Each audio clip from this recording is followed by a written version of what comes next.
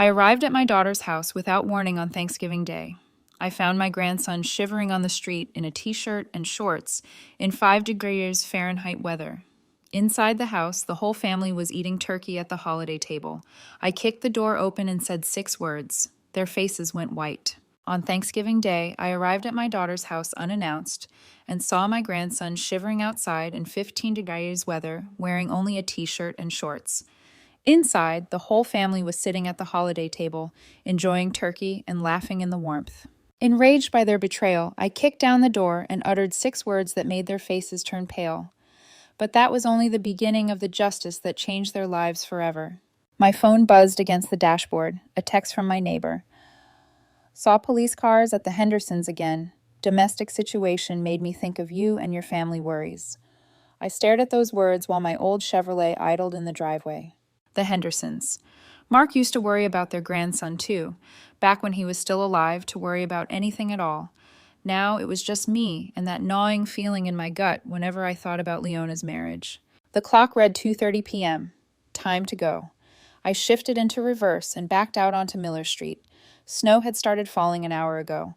Fat flakes that stuck to everything and made the roads treacherous. The radio crackled with weather warnings as I turned on to I-75 south towards Cincinnati. Classic rock station, same one Mark and I always listened to. Led Zeppelin was playing something heavy that matched my mood. The passenger seat held 2 gift bags, one with a new baseball glove. For Amos, genuine leather that cost me more than I wanted to spend. The other had comic books, the kind with superheroes he'd been reading since he was 12. Now 18, he probably thought he was too old for them, but I remembered being 18. You're never too old for heroes. Family is all we have left, Mark used to say when he'd catch me grumbling about holiday visits.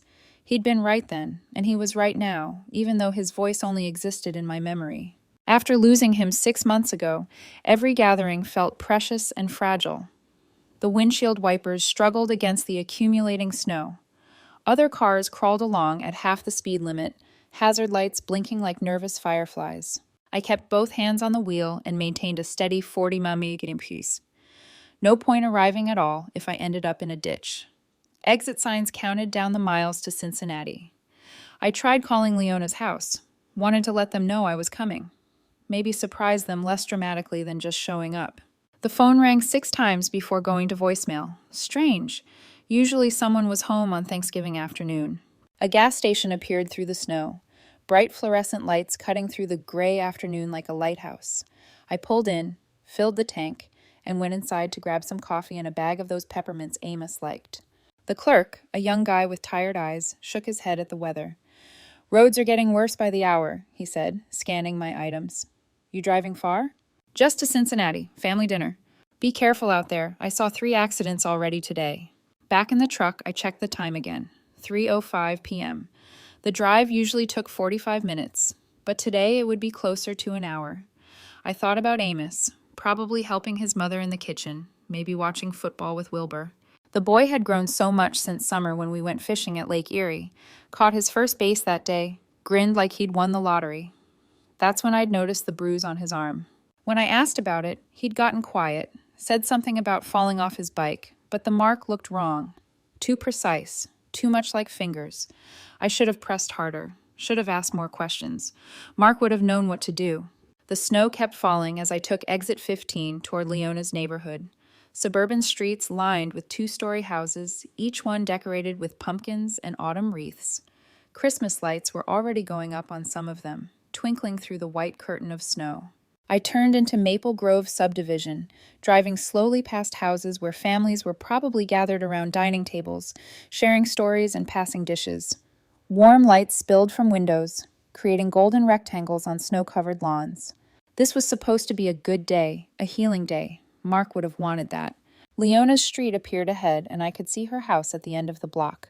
The blue 2-story with white shutters, Wilbur's pickup in the driveway next to her sedan. Smoke rose from the chimney, and holiday decorations covered the front porch. Everything looked normal, peaceful even. I slowed the truck as I approached, already imagining the surprise on their faces when I knocked on the door. Maybe Amos would run to hug me like he used to when he was smaller. Maybe this Thanksgiving would be the start of healing our family, the way Mark always dreamed it could be. I pulled into the driveway behind Wilbur's truck, the engine ticking as it cooled. Through the falling snow, I could see holiday lights twinkling around the front door and hear faint music from inside the house, something warm and inviting, like a Norman Rockwell painting come to life. Then I saw him. Amos sat on the front steps, hunched over with his arms wrapped around his knees. No coat, no hat, just a thin, long-sleeved shirt and jeans already dusted with snow. His shoulders shook, not just from cold, but something deeper. Jesus Christ, I muttered, throwing open the truck door. The wind hit me like a slap, carrying ice crystals that stung my face. In the few seconds it took me to reach him, I could see his lips had turned blue and his hands were pressed tight against his body, trying to conserve warmth. "Amos," I called out, breaking into a run across the slippery driveway. "What are you doing out here?" He looked up, and the relief in his eyes nearly broke my heart. His face was pale, almost gray, with red patches on his cheeks where the cold had bitten deepest. "Grandma!" His voice came out as barely a whisper, teeth chattering so hard he could barely form words. "I can't." I was already pulling off my heavy winter coat, wrapping it around his shoulders before he could finish the sentence. The boy was ice cold, his whole body trembling like a leaf in a hurricane. "What do you mean you can't? Can't what?" I helped him stand, steadying him when his legs nearly buckled. "How long have you been sitting out here?" "I'm not allowed." He pulled my coat tighter around himself, and I could feel him shaking through the thick fabric. "I'm not allowed to go in the house." The words hit me like a physical blow. Behind us, through the brightly lit windows, I could hear laughter and the sound of a television. The warm glow of family celebration while my grandson sat freezing on the front steps like some kind of punishment. "What do you mean not allowed?" My voice came out sharper than I intended, but anger was building in my chest like a fire. "This is your home." Amos flinched at my tone, and I immediately softened it. The last thing he needed was another adult yelling at him. "Please don't make it worse for me," he whispered, glancing nervously at the front door. "Please, Grandma, if Wilbur hears you." I looked at the house, really looked at it. The decorations, the warm lights, the sounds of celebration. Then I looked at my grandson, blue-lipped and shivering in clothes that wouldn't keep him warm in 50-degree weather, let alone this near-freezing nightmare. "How long, Amos?" I kept my voice gentle but firm. "How long have you been out here?" He wouldn't meet my eyes. Since this morning. This morning? I checked my watch. 2:45. "Son, it's below freezing out here. You could—" I stopped myself before I scared him worse than he already was. I tried the front door handle. Locked. Of course it was locked. They'd locked him out of his own home on Thanksgiving Day and left him to freeze while they enjoyed their holiday dinner. "We need to get you warm," I said, guiding him toward my truck. Come on, let's get you in the... The way he'd flinched when I raised my voice. The bruises I'd noticed during our fishing trip. The careful way he moved, like someone who'd learned to make himself small and invisible. This wasn't the first time. This was a pattern. "Amos," I said as I helped him into the passenger seat and turned the heat to maximum, "I need you to tell me exactly what happened today." I cranked the heat to full blast and wrapped another blanket from my emergency kit around Amos's shoulders. His hands were so numb he couldn't grip anything properly, so I held them between mine, trying to rub warmth back into his fingers. "Talk to me, son," I said, keeping my voice steady despite the rage building in my chest. "What happened this morning?" He stared down at his hands, still shaking. "I was helping Mom with the turkey. She asked me to check on it while she took a shower." His voice was small, ashamed. "I just forgot to turn off the oven timer when I took it out to baste it." "You forgot a timer?" "The turkey got a little burnt on top, not ruined, just darker than usual." He finally looked at me, and I could see the fear in his eyes. "Wilbur came in and saw it, and he lost it." I felt my jaw clench. "Lost it? How?" Started yelling about how I'd ruined the whole holiday, said the guests would think Mom couldn't cook, that I was an embarrassment to the family. Amos pulled the blanket tighter. Then he said I needed to think about my actions and that I couldn't come back inside until I'd learned some responsibility. "And your mother?" The question came out harder than I intended. Amos looked away. She tried to say something at first, but Wilbur told her to stay out of it, said this was between him and me. He swallowed hard. She didn't say anything after that. I checked my watch again. 3:20. "Amos, what time did this happen?" "Around 11 this morning." 4.5 hours. 4.5 hours in weather that could kill someone over a slightly burnt turkey that probably tasted just fine. I had to take several deep breaths before I could speak without shouting. "Has this happened before?" The question hung in the air between us. I could see him wrestling with whether to tell me the truth, probably weighing the consequences of honesty against the relief of finally having someone to tell. "Sometimes," he whispered, "when I mess up. Last month, he made me stand in the garage all night because I forgot to take out the trash. And once he locked me in the basement for 2 days because I accidentally broke one of his beer bottles." Each word felt like a punch to my gut. I looked at my grandson, this smart, kind boy who'd never hurt anyone in his life, and saw the careful way he held himself, like someone who'd learned that taking up too much space could be dangerous. "Your mother knows about this?" I said. "Wilbur's just trying to teach me discipline, that I need to be more responsible." His voice cracked. "Maybe she's right. Maybe I am. I just don't." I turned in the seat to face him fully. "Don't you dare blame yourself for this. What that man is doing to you isn't discipline, it's abuse, and it's going to stop today." Amos's eyes went wide with panic. "No, Grandma, please. If you make a scene, he'll just take it out on me later. He always does." I could see the house through the windshield, still glowing warm and inviting, still full of laughter and holiday music. Inside, my daughter was serving dinner to guests while her husband's stepson sat freezing in a truck, too afraid to ask for basic human decency. "Listen to me," I said, taking his hands again. "You're 18 years old. You don't have to live like this anymore, and I'm not going to let you." "But where would I go? I don't have any money. I can't afford college without—" "You'll come home with me. Tonight." The decision crystallized as I spoke. "We'll figure out the rest later." I could see the hope and terror warring in his expression. Hope, because maybe finally someone was going to stand up for him. Terror, because he'd learned not to trust that things could actually get better. "He won't let me leave," Amos said quietly. "He'll say I stole something, or that you're kidnapping me." I looked at the house again, at the warm lights and holiday decorations, and felt something cold and hard settle in my chest. Mark had always been the diplomatic one, the one who smoothed over family conflicts with patience and understanding. But Mark wasn't here anymore, and diplomacy hadn't protected my grandson from 4 hours in near-freezing weather. "Let me worry about Wilbur," I said, opening the truck door. "Right now, we're going to get your things." I stepped out into the snow, my boots crunching on the accumulating white. Behind me, I heard Amos scramble to follow, my coat still wrapped around his shoulders.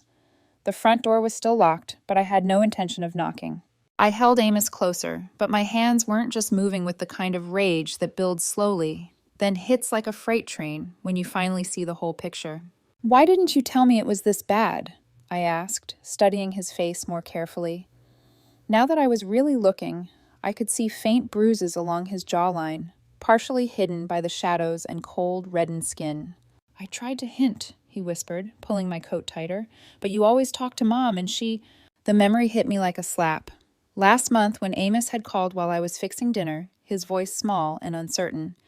"Grandma, Wilbur says I can't eat dinner with them anymore. Says I have to earn my way back to the table." I'd laughed it off. Thought it was teenage drama.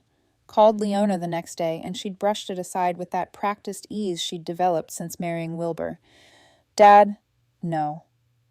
"Mom, you're overreacting. It's just normal family discipline. Amos exaggerates everything. You know how teenagers are." Another memory surfaced. Summer phone call. Amos sounding exhausted. "Mom, Wilbur yelled at me again about leaving dishes in the sink. He made me wash every dish in the house twice."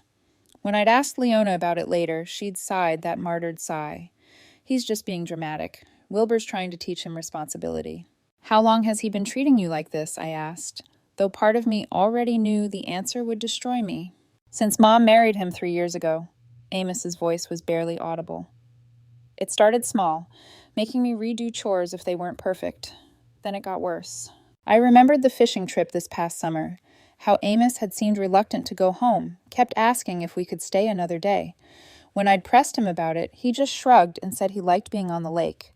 But now I could see it differently, the way he'd grown quiet when I mentioned driving him back. The shadow that crossed his face when he talked about school starting. "The basement incident," I said, the pieces clicking together. "You mentioned sleeping in the garage. How many times?" "More than I want to count." He was looking at his hands now, and I could see the shame he carried. "Last winter, he locked me out for forgetting to shovel the driveway. I slept in your truck when you visited for Christmas Eve." My truck. He'd slept in my truck on Christmas Eve while I was inside enjoying eggnog and thinking what a wonderful family holiday we were having. The guilt hit me like a physical blow. I looked toward the house where warm light spilled from every window, and I could hear the faint sound of laughter. A perfect suburban holiday scene while my grandson nearly froze to death on the front steps. Your mother knows about all of this? Amos nodded miserably. She says Wilbur's just trying to make me a better person, that I need to stop being so sensitive and learn to follow rules. The rage was building now, hot and focused. I could feel it in my chest, in the way my vision seemed to sharpen and narrow. Mark used to warn me about my temper, told me to count to 10 before acting when I got like this. But Mark wasn't here, and counting wouldn't help my grandson. I stood up, still keeping Amos wrapped in my coat. Come on, we're going inside. Grandma, no, please. If you make a scene, he'll just... He'll just what? I turned to face him fully. Make you sleep outside in freezing weather? Beat you? Starve you? I could hear my voice getting harder. Son, it can't get much worse than what's already happening. Amos looked toward the front door with fear in his eyes. You don't understand how he gets when someone challenges him. But I was already walking toward the house, my grandson following reluctantly behind me. The front door looked solid and expensive, Wilbur's pride showing in every detail of his perfect suburban fortress. I didn't bother knocking.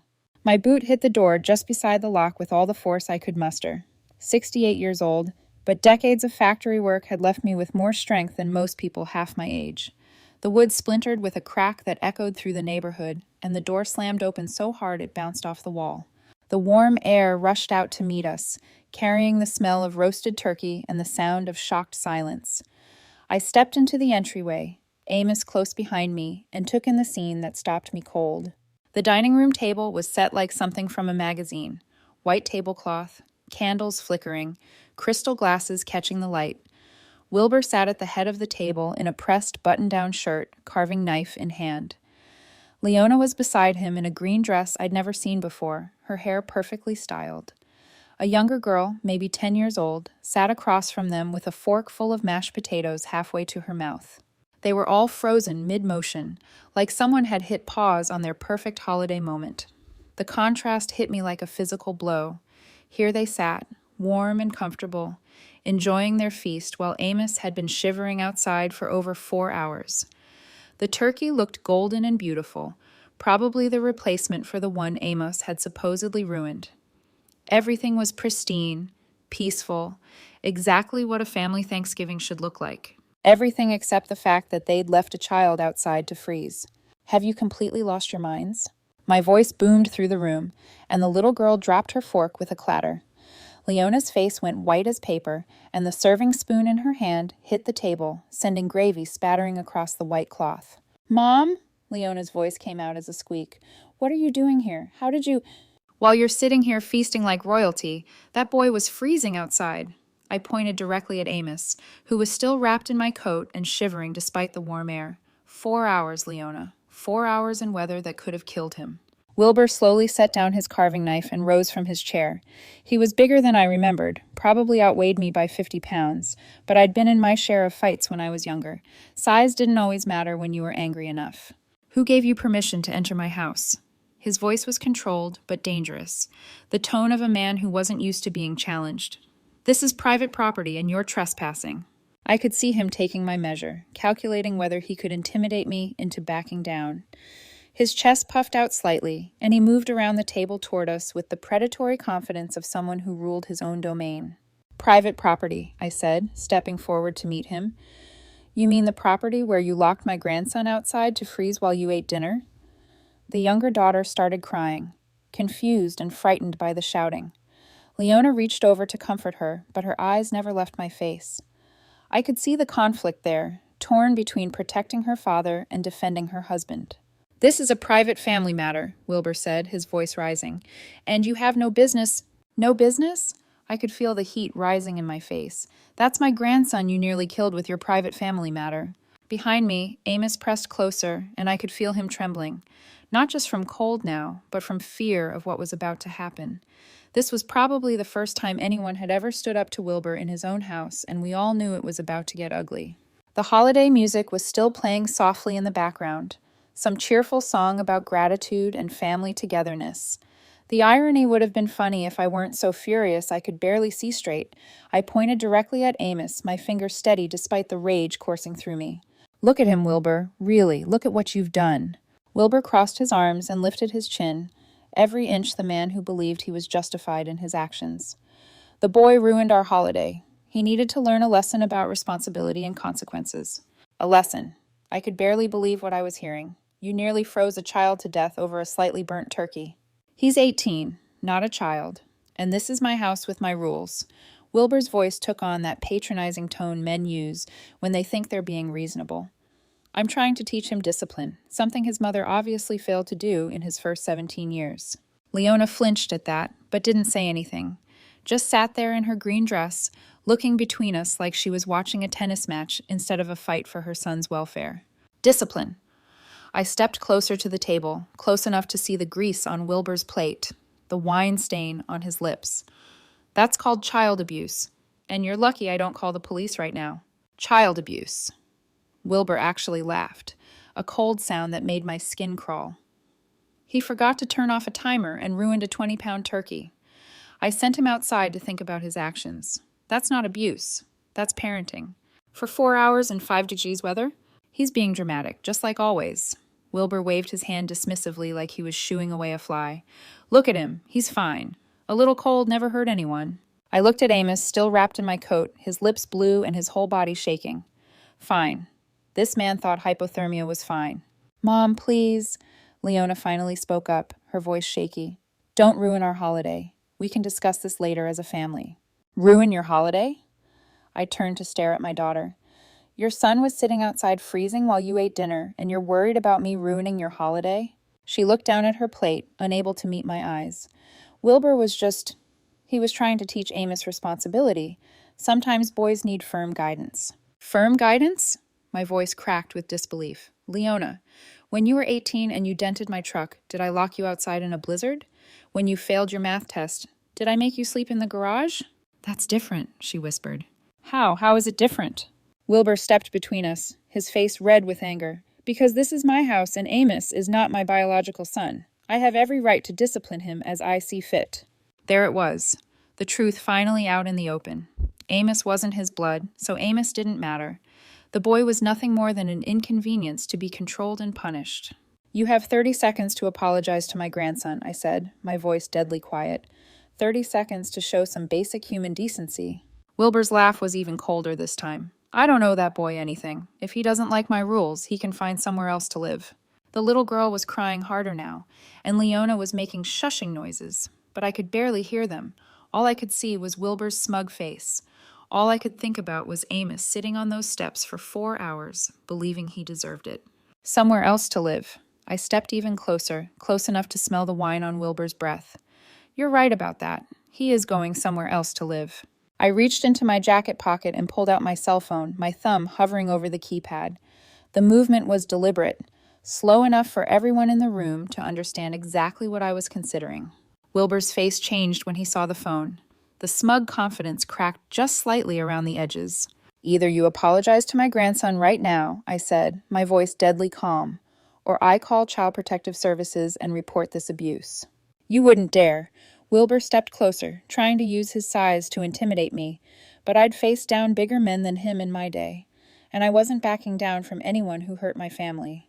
Try me. I started dialing the first number. I've got plenty to tell them about leaving an 18-year-old outside in freezing weather for 4 hours. Behind me, Amos gripped my arm. I could feel him trembling, but not from cold anymore. This was fear of a different kind. The terror of someone who'd learned that standing up only made things worse. Mom, please. Leona finally moved, stepping between us, with her hands raised like she was trying to stop a bar fight. Don't destroy our family over this. I'm not destroying anything. I kept my eyes locked on Wilbur. He did that when he decided to abuse my grandson. Abuse? Wilbur's laugh was harsh and bitter. I was teaching him responsibility, something his weak mother never bothered to do. Leona flinched, like he'd slapped her, but she didn't defend herself, just stood there taking it the way she probably always did.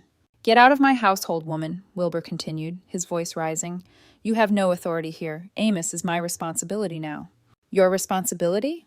I looked around the perfect dining room. the crystal glasses, the fine china, the holiday centerpiece, then back at my grandson's bruised face. Is this how you handle responsibility? Locking children outside to freeze? The younger daughter was crying harder now, confused and frightened by the shouting. Leona moved to comfort her, but kept glancing between me and Wilbur, like she was watching a tennis match where someone might die. He's not a child, he's 18, Wilbur said, straightening his shoulders. And in my house, adults who can't follow simple instructions face adult consequences. Adult consequences for forgetting to turn off a timer? Adult consequences for being careless and destructive? For ruining your holiday and embarrassing this family in front of your guests? Wilbur gestured toward the empty chairs where other family members had obviously been sitting before I arrived. Everyone had to leave because of the scene he caused. I looked at those empty chairs and felt another piece of the puzzle click into place. They'd had guests. People had been here eating dinner and socializing while Amos sat outside freezing. And none of them had questioned it. None of them had said a word. "Grandma, let's just go," Amos whispered behind me. "Please, I don't want to cause any more problems." The defeat in his voice broke something inside me. This boy, this smart, kind young man, had been beaten down so thoroughly that he thought he was the problem, that he was causing trouble by asking for basic human decency. "You're not causing problems, son," I said loud enough for everyone to hear. "You never were." I turned back to Wilbur, my decision crystallizing like ice in my veins. "You have 30 seconds to apologize to my grandson for what you did today." "I'm not apologizing for anything." Wilbur crossed his arms, chin raised in defiance. "And I'm certainly not taking orders from some bitter old woman who can't accept that her precious grandson needed discipline." "Then we're done here." I closed the phone and put it back in my pocket. "Amos, go get your things. You're coming home with me." The silence that followed was deafening. Even the little girl stopped crying for a moment. "You can't just take him," Leona said, her voice barely a whisper. "Watch me." I placed my hand firmly on Amos's shoulder, guiding him away from the dining room table and toward the stairs. "Go pack whatever you need. We're leaving." "Mom, you can't do this." Leona followed us, her voice rising with panic. "You can't just walk into our house and take my son." "I can, and I am." I kept walking, staying between Amos and the rest of the family. "Unless you prefer I call the authorities and let them sort it out." Amos led the way up the narrow staircase to the second floor, his steps quick and uncertain. I could hear Wilbur behind us, his heavy footsteps on the hardwood, but I didn't turn around. "This is kidnapping," Wilbur called out. "I'll have you arrested for kidnapping." Good luck explaining to the police why my grandson was sitting outside in 5 degrees weather for 4 hours. I reached the top of the stairs and followed Amos down a short hallway to a small room at the back of the house. The room was barely big enough for a twin bed and a small dresser, no heat vent that I could see, and the single window faced north, letting in the coldest air. It looked more like a storage room than a bedroom, and it was clearly the worst room in the house. "This is where you sleep?" I asked, taking in the sparse furnishings and bare walls. Amos nodded, already pulling clothes from the dresser and stuffing them into a duffel bag. "Wilbur says the basement room is for guests, and the other upstairs room is for my sister." I noticed he didn't call her our sister, just my sister. Even in his own home, he was an outsider. "Take everything that matters to you," I said, standing guard at the doorway while he packed. "We're not coming back for anything." "Amos, think about what you're doing." Leona appeared in the doorway, her face streaked with tears. "This is your home, your family." "Some family," Amos muttered, folding a Dayton University sweatshirt into his bag. "Real families don't lock each other outside to freeze." "Wilbur was just trying to teach you responsibility." "By giving me hypothermia?" Amos looked up at his mother, and I could see 3 years of hurt and disappointment in his eyes. "Mom, he made me sleep in the garage last week because I left a glass in the sink." "A glass?" I said sharply. "That's not normal." Leona's face crumpled. He has high standards. He wants you to be better." "He wants me gone," Amos said quietly, zipping up his bag, "and you know it." We made our way back downstairs. Wilbur was waiting at the bottom like a bouncer. "You leave my house, boy, and you don't come back. Ever." "Fine by me," Amos said, and I heard real strength in his voice for the first time all day. The front door was still hanging open from when I'd kicked it in, cold air pouring into the house and making the holiday decorations flutter like dying leaves. I could see my truck in the driveway, engine still running, exhaust visible in the frigid air. "Amos!" Leona called out as we reached the door. "Please don't do this. I love you." He stopped, turned back to look at his mother one last time. If you love me, Mom, you wouldn't have let this happen. We walked to my truck in silence, our breath visible in the freezing air. I threw his bag in the bed and helped him into the passenger seat, then walked around to the driver's side. Through the front window of the house, I could see the family still standing in the entryway. Leona crying, Wilbur red-faced with rage, the little girl peeking around the corner. You ready? I asked, putting the truck in reverse. I've been ready for 3 years, Amos said, pulling my coat tighter around his shoulders. I backed out of the driveway and onto the street, past the other decorated houses where normal families were probably finishing their Thanksgiving dinners in peace. The radio was still playing classic rock. The heater was working perfectly, and for the first time since I'd arrived, Amos looked like he could actually breathe. Thank you, Grandma, he said quietly as we turned onto the main road toward the highway. I can't believe you came for me. I should have come sooner, I said, meaning every word. I tried to tell you, but I didn't know how. We drove in comfortable silence for a few minutes.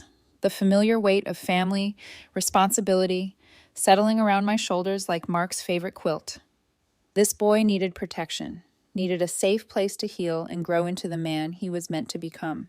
Tell me about college, I said as we merged onto I-75 North. What are you studying? Engineering. His voice got stronger when he talked about school. Mechanical engineering, like you used to do at the factory, like Grandpa, like grandson. I smiled, thinking about Mark and how proud he would have been. We'll figure out the tuition. Don't worry about that. Grandma, I don't want to be a burden. Son, you're not a burden. You're family, and family takes care of each other. My driveway looked smaller than usual with both trucks parked side by side, but the house itself seemed to glow with welcome as we approached. I'd left the porch light on, out of habit, and now I was grateful for that small beacon cutting through the winter darkness. Home sweet home, I said, helping Amos carry his bag to the front door. The key turned easily in the lock, and warm air rushed out to greet us as we stepped inside. The house smelled like coffee and the lingering scent of Mark's old cedar pipe box. It wasn't much, a modest ranch with worn furniture and carpet that had seen better days, but it was paid for, and it was ours. You remember where the guest room is? I asked, flipping on lights as we moved through the living room. Yeah, down the hall next to your room. Amos looked around with obvious relief. It's so warm in here. Thermostat set to 72 year-round. Your grandpa always said life was too short to be cold in your own house. I showed him to the guest room and helped him get settled. There were extra blankets in the closet if he needed them. The room was simple but comfortable. A double bed with one of Mark's quilts, a dresser, and a reading chair by the window. Photos of family gatherings lined the walls, including several of Amos at various ages. This had always been his room when he visited, and seeing him here now felt right in a way that nothing had felt right since Mark died. I'll get some dinner started, I said. Nothing fancy. I've got chicken in the freezer and some vegetables that need using up. Can I help? He asked, and I could see how desperately he wanted to be useful, to earn his keep. Sure, but you don't have to. This is your home now, not a job. We worked together in the kitchen, and gradually the day's tension began to leave Amos's shoulders. I thawed the chicken in the microwave while he washed vegetables, and we moved around each other with the easy rhythm of family members who'd cooked together before. Tell me more about what's been happening, I said as I seasoned the chicken. Start from the beginning, when your mother married Wilbur. Amos was quiet for a long moment, clearly trying to decide how much to share. It started small. Little comments about how I loaded the dishwasher wrong or left my shoes in the wrong place. Then it got bigger. How much bigger? He controls everything. When I eat, what I eat, when I can shower, when I can use the phone. Amos's voice got smaller as he continued. He made Mom choose between him and me, and she chose him. I had to stop seasoning the chicken for a moment and grip the counter. What do you mean she chose him? Last Christmas, when you visited, remember how I was quiet during dinner? Wilbur had told me I wasn't allowed to speak unless someone asked me a direct question, and Mom didn't say anything to stop him. The memory hit me like a punch to the gut. I thought Amos was just being a typical moody teenager. I'd even joked with Mark about it later, saying, kids these days didn't know how to make conversation. Why doesn't your mother stand up to him? She's scared. Amos started chopping carrots with mechanical precision. She told me once that if she leaves him, she'll lose the house and have to move back to that apartment complex where we used to live. She can't afford to take care of us on her own. I slid the chicken into the oven and started a fire in the living room fireplace. The familiar ritual of wadding newspaper and stacking kindling helped calm my racing thoughts. Come sit with me, I said when the fire was crackling steadily. Tell me about the good things. Tell me about school, about your friends. We settled into the comfortable chairs by the fire, and for the first time all day, Amos smiled. I made Dean's List last semester, and I've got this friend Jake who's teaching me to play guitar. Your grandpa always wanted to learn guitar. I pointed to a framed photo on the mantel showing Mark at age 20, laughing and holding an acoustic guitar. He said music was the language of the soul. I remember him saying that. Amos studied the photo with new interest. I miss him. Me too, son, me too. We talked until the chicken was done, sharing memories of Mark and making plans for Amos's spring semester. The house felt alive again with conversation and laughter, the way it used to when Mark was here to fill the quiet spaces. As we sat down to eat our simple but satisfying meal, I looked across the table at my grandson, really looked at him.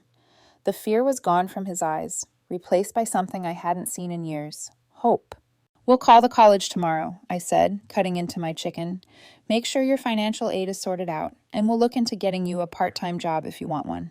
Grandma, you don't have to do all this for me. Yes, I do. I met his eyes across the table. That's what family's for. The phone rang just as we were finishing dessert, leftover pie I'd found in the freezer. The sound cut through our peaceful evening like a knife, and I could see Amos tense up immediately. I looked at the caller ID and felt my jaw clench. Leona. The peaceful crackling of the fireplace was shattered by 3 sharp knocks on the front door, not the gentle rapping of a neighbor or the hesitant tap of someone unsure. This was the authoritative pounding of someone who expected immediate compliance. Amos nearly dropped his coffee mug. Stay behind me, I said, setting down my own cup and moving toward the door. The knocking came again, more insistent this time, accompanied by the sound of multiple voices on my front porch. I flipped on the porch light and looked through the peephole. 2 uniformed police officers stood on my doorstep, and behind them, like predators waiting for their moment to strike, were Wilbur and Leona. Ms. Burke, the lead officer called out. Police, we need to speak with you. I took a deep breath and opened the door, keeping my body positioned to block their view of Amos. What can I do for you, officers? Wilbur immediately stepped forward, pointing an accusatory finger at me. Officer, this woman kidnapped my stepson. She broke into our house and took the boy without permission. The lead officer, a middle-aged man with tired eyes, held up his hand to quiet Wilbur. Sir, we need to sort out this situation. Ms. Burke, is there a young man named Amos Green on these premises? Yes, I said simply. My grandson is here. He kidnapped him. Wilbur's voice rose dramatically, broke down our door like some kind of criminal, and dragged the boy away from his family. Is the young man here voluntarily? The second officer asked, pulling out a notepad. Before I could answer, Amos appeared beside me, still wrapped in the blanket from the couch. His voice was quiet but clear. I want to stay with my grandma. Wilbur's face flushed red. See? He's been filling the boy's head with lies, turning him against his own family. What lies? I stepped forward slightly. The truth about how you left him outside in freezing weather for 4 hours. The truth about how you've been abusing him for 3 years. Abuse? Wilbur laughed, but it sounded forced. I was teaching him responsibility. The boy ruined our entire Thanksgiving dinner and needed to learn there are consequences for his actions. The first officer looked between us with the weary expression of someone who'd broken up too many family disputes. Ms. Burke, we're going to need everyone to come inside so we can discuss this properly. I stepped back reluctantly, allowing the officers to enter my living room. Wilbur followed immediately, Leona trailing behind him with her eyes fixed on the floor. She looked smaller somehow, diminished, like a woman who'd finally realized the true cost of the choices she'd made. Now then, the officer said, taking out his notepad, let's start from the beginning. Mr. Green, you claim this woman kidnapped your stepson? Absolutely. Wilbur straightened his shoulders, putting on what I recognized as his reasonable authority figure performance. I came home from work to find my front door broken and Amos gone. When I called around, neighbors said they saw an older woman forcing the boy into a truck. Forcing? I couldn't keep the disbelief out of my voice. Officer, I rescued my grandson from child abuse. That's what she keeps saying, Wilbur said, shaking his head sadly. But the truth is, she's never approved of my marriage to her daughter. She's been looking for any excuse to cause trouble. The officer turned to Amos, who was standing close enough to me that I could feel him trembling. Son, did this woman force you to come with her? No, sir. Amos's voice was barely above a whisper. She saved me. Saved you from what? Amos glanced nervously at Wilbur, then back at the officer. From freezing to death on the front porch. The second officer looked up from his notepad. Explain that. I accidentally burned the turkey this morning. Wilbur made me sit outside in the cold to think about my actions. I was out there for over 4 hours in 5 degrees weather. He's exaggerating, Wilbur said quickly. It was maybe an hour, and he was dressed warmly. An hour? I stared at him. Officer, I have witnesses. My grandson was sitting on that porch in a thin shirt and jeans when I arrived at 3:15. He'd been there since 11 in the morning. The first officer looked at Wilbur with new interest. Sir, is it true you made the young man sit outside as punishment? Briefly, yes, but she's making it sound worse than it was. In freezing weather for several hours? Wilbur's confident facade began to crack slightly. Look, sometimes teenagers need firm discipline. His mother and I agreed that... Mom didn't agree to anything, Amos said, his voice getting stronger. She just didn't stop him. All eyes turned to Leona, who had been silent throughout the entire exchange. She stood by the doorway like she was ready to run, her hands clasped tightly in front of her. Ma'am, the officer prompted, what's your version of events? Leona looked like a woman standing at the edge of a cliff, knowing that whatever she said next would determine whether she stepped back to safety or plunged into the abyss. Her hands shook as she glanced between Wilbur's expectant face and Amos's hopeful eyes. Mrs. Green, the first officer said gently, we need to know what really happened today. Wilbur moved closer to his wife, and I could see the subtle intimidation in his posture. The way he positioned himself to loom over her, the warning look in his eyes. Tell them, honey, he said softly, but there was steel underneath. Tell them how your mother has been poisoning Amos against our family. The officer noticed it too. Sir, please step back and let your wife speak for herself. Leona's voice came out as barely a whisper. She cleared her throat and tried again. Amos did burn the turkey this morning, and... The officer prompted, and Wilbur was upset? Very upset. Her eyes darted to her husband, then quickly away. He said Amos needed to learn responsibility by sitting outside in freezing weather. Leona nodded miserably. Wilbur said it would teach him to be more careful. How long was he outside, ma'am? Another glance at Wilbur, who was standing rigid with barely controlled anger. Since around 11. Until when? Until my mother arrived. Her voice was getting smaller with each word. Around 3:15. The officer did quick math in his head. Over 4 hours in 5-degree weather. She's making it sound worse than it was, Wilbur interjected. He could have come inside any time if he'd apologized and shown some remorse. No, he couldn't, Leona said suddenly, and everyone turned to stare at her. You locked the door. You told me not to let him in, no matter what. The silence that followed was deafening. Wilbur's face went white, then red, then back to white. Leona, he said, his voice dangerously quiet, what are you doing? I'm telling the truth. She looked at Amos, and I could see tears starting to form in her eyes. For once in 3 years, I'm telling the truth. The officer leaned forward slightly. Mrs. Green, has this kind of punishment happened before? Yes. The word came out in a rush, like she'd been holding it back for years. He's made Amos sleep in the garage, in the basement. He's locked him out of the house overnight. Her voice grew stronger with each confession. He controls when Amos can eat, when he can shower, when he can speak at the dinner table. Leona, shut up. Wilbur's mask finally slipped completely. You have no idea what you're doing. You'll destroy everything we've built. What we've built? She turned on him with sudden fury. What have we built except fear and misery? Look at my son. Look what you've done to him. I watched Amos's face transform as his mother finally stood up for him. 3 years of doubt and self-blame seemed to melt away as he realized that someone else could see the truth of what he'd endured. The first officer stood up and moved toward Wilbur. Sir, I'm going to need you to turn around and put your hands behind your back. This is ridiculous. Wilbur backed toward the door. You're going to arrest me based on the word of a bitter old woman and her delusional daughter? Based on the physical evidence and multiple corroborating testimonies about child endangerment, the officer said calmly, pulling out his handcuffs. You have the right to remain silent. As they read Wilbur his rights and led him toward the door, he turned back to Leona with pure venom in his eyes. You'll regret this betrayal. You'll lose everything. The house, the money, everything. You'll be nothing without me. I'd rather be nothing than watch you hurt my son, she said, and for the first time in years, she sounded like the strong woman who'd raised Amos on her own. The door closed behind the officers and their prisoner, leaving the 3 of us alone in my living room. Leona collapsed into a chair and started crying. Not the quiet, careful tears she'd shed before, but deep, wrenching sobs that seemed to come from years of buried pain. Amos went to her immediately, kneeling beside her chair. "Mom, it's okay. It's over now." "I'm so sorry," she whispered through her tears. "I should have protected you. I should have been stronger." "You were strong tonight," I said, settling back into my chair by the fireplace. "When it mattered most, you chose your son over your husband. That took real courage." The fire crackled peacefully in the grate, and for the first time in months, my house felt like a real home again. Not just because my family was safe, but because the truth had finally been spoken and justice was being served. Amos looked up at me from where he knelt beside his mother's chair. "What happens now, Grandma?" "Now we heal," I said simply.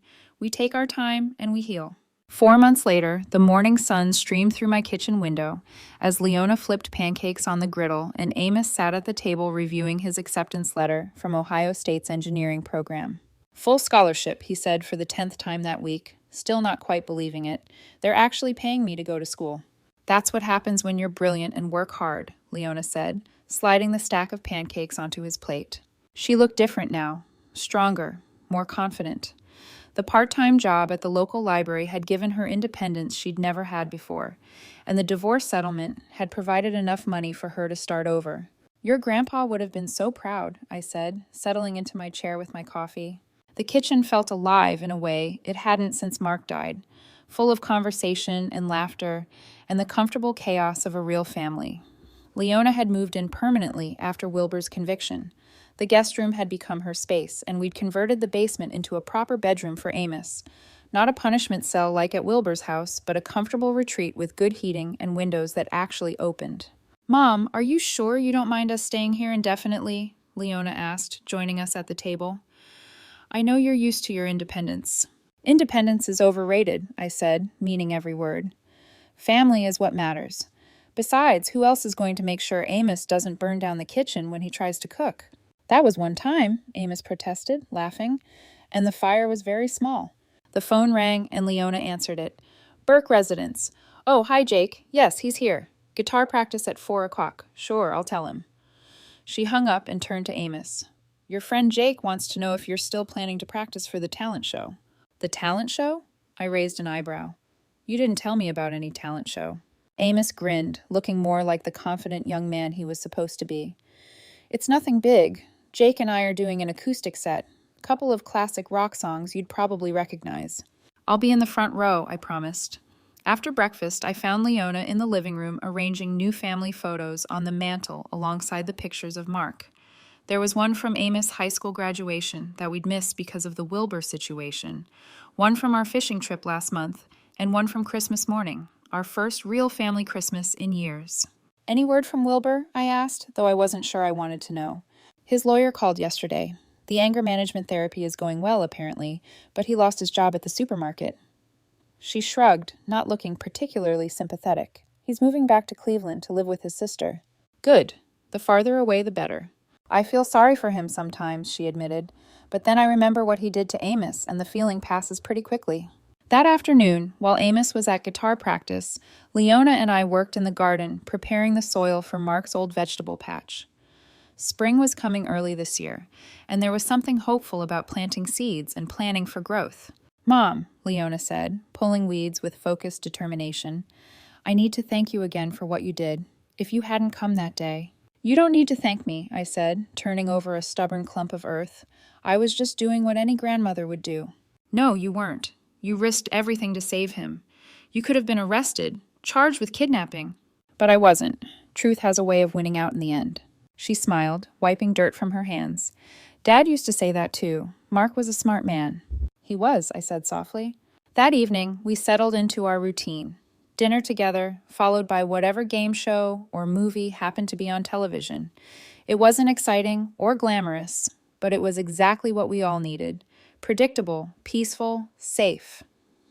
Amos had his guitar out, quietly practicing in the corner, while Leona worked on a crossword puzzle and I read the newspaper. Normal family activities that had seemed impossible just a few months ago. "Grandma," Amos said during a commercial break, "I've been thinking about changing my major." "From engineering to what?" "Social work, maybe counseling." He set down his guitar and looked at me seriously. "I want to help other kids who are going through what I went through." I felt a surge of pride so strong it almost took my breath away. This young man, who had every right to be bitter and angry, wanted to use his experience to help others. "That's a fine goal," I said. "Your grandpa always said the best way to heal from pain is to help others avoid it." Did he really say that? He did, along with about 1,000 other pieces of wisdom I should have listened to more carefully.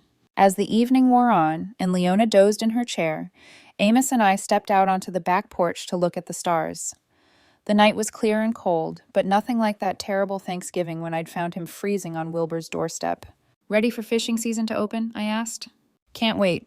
Think we'll catch anything bigger than last year?" "With your luck, probably catch a whale." We stood in comfortable silence, 2 generations of Burke women and men who'd found their way back to each other through crisis and truth. In a few months, Amos would head off to college, and eventually he'd build his own life and family. But the foundation was solid now, built on honesty, protection, and the kind of love that doesn't ask for anything in return. "Grandma," Amos said as we headed back inside. "Yeah? Thank you for coming to get me. Thank you for being worth saving." The house was warm and bright as we locked up for the night. 3 people who'd learned that family isn't just about blood, it's about showing up when it matters most, telling the truth even when it's hard, and protecting the people you love, no matter what the cost. Mark would have been proud of all of us.